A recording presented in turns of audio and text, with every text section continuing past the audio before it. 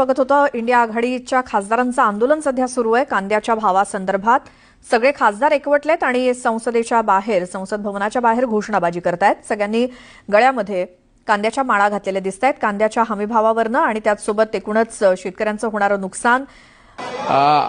महाराष्ट्रामध्ये सगळ्यात जास्त सरासरी उत्पादनाचा विचार केला तर कांदा याचं उत्पादन जास्त होतं आणि त्या कांद्याचे भाव एकदम गडगडलेले 10-12 रुपये किलो जर कांद्याचे भाव होत असेल तर शेतकऱ्याला कर्जाशिवाय पर्याय नाही आणि त्याला फाशी घेतल्याशिवाय पर्याय नाही, आत्महत्या केल्याशिवाय।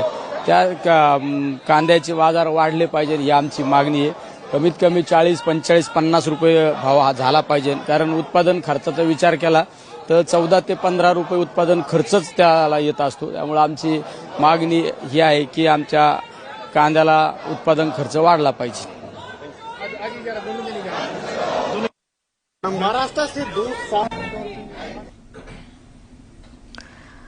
दिल्लीतली ही दृश्य संसद भवनाच्या बाहेर इंडिया आघाडीचे सगळे खासदार मिळून आंदोलन करतायत।